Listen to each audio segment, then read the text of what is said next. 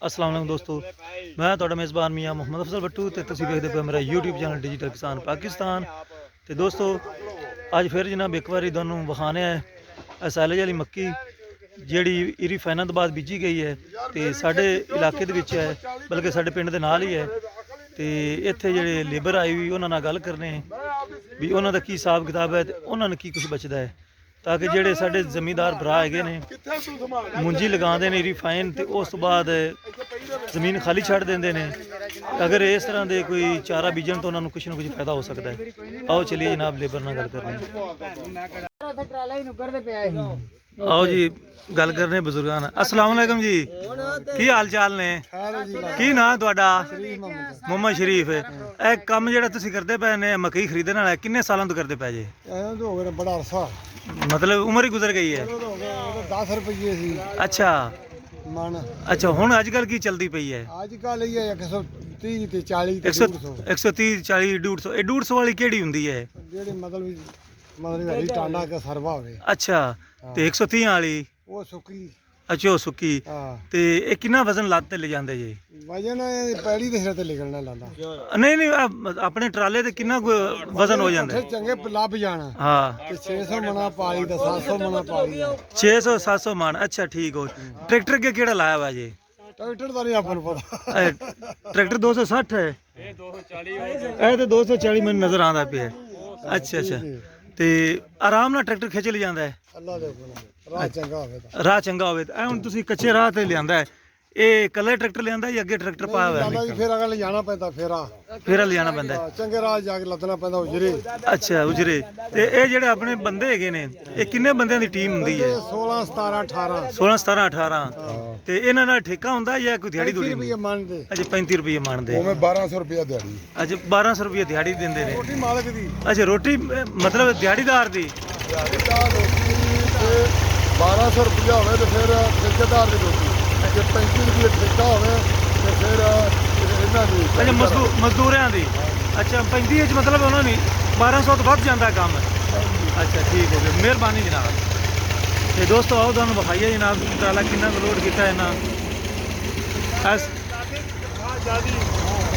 ਲਾਦੇ ਦਾ 200 ਬਾਅਦ ਹੁੰਦਾ ਹੈ ਜਿਹੜਾ ਕਾਰੀਗਰ ਹੁੰਦਾ ਹੈ। ਅੱਛਾ ਜਿਹੜਾ ਉੱਤੇ ਮਤਲਬ ਇਹਨੂੰ ਫਿੱਟ ਕਰਦਾ ਹੈ, ਜੋੜਦਾ ਹੈ, ਉਹਨੂੰ 200 ਤੋਂ ਵੱਧ ਦੇਈ। ਤੇ ਜਿਹੜਾ ਇਹਨਾਂ ਦਾ ਠੇਕੇਦਾਰ ਦਾ ਇੰਚਾਰਜ ਹੈ ਉਹ ਉਹਦੀ 3500 ਲੈਣਾ। 35 ਰੁਪਏ ਮੰਨ। ਅਜੇ ਉਹਨੇ 35 ਰੁਪਏ ਮੰਨ ਤੇ ਲੈਣਾ। ਚਲੋ ਸਹੀ ਹੋ ਗਿਆ। ਤੇ ਦੋਸਤੋ ਇਹ ਵੇਖ ਸਕਦੇ ਹੋ ਕਾਫੀ ਉਚਾਈ ਹੈ ਜਨਾਬ, ਤੇ ਇਹਨਾਂ ਦੀ ਬਹਾਦਰੀ ਹੈ ਮਜ਼ਦੂਰਾਂ ਦੀ ਜਿਹੜੀ ਇਸ ਨੂੰ ਉੱਪਰ ਜਾ ਕੇ ਲੋਡ ਕਰਦੇ ਨੇ। ਤੇ ਨਾਲ ਹੀ ਤੁਹਾਨੂੰ ਵਿਖਾਣਾ ਹੈ ਜਨਾਬ ਟਰੈਕਟਰ 260।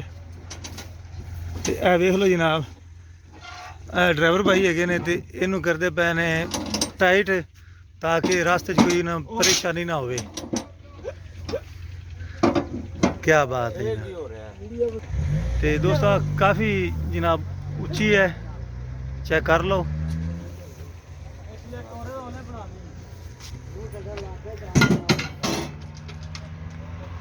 ਅੱਛਾ ਡਰਾਈਵਰ ਕਿਹੜਾ ਹੈ? ਤੁਸੀਂ ਡਰਾਈਵਰ ਹੋ?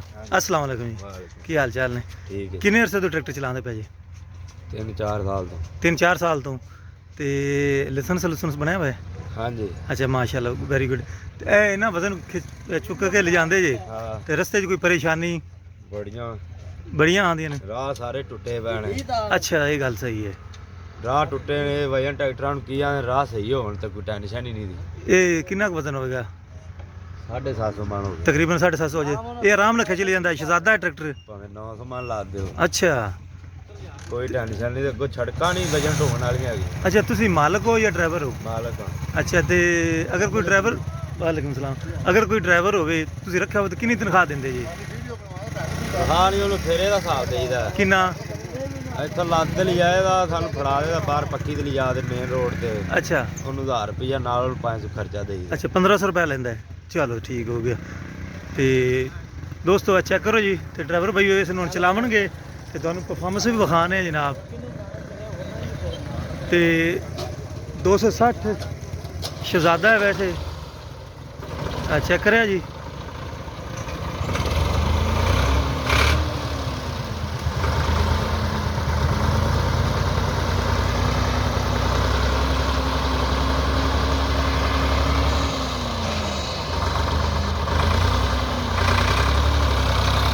क्या बात है।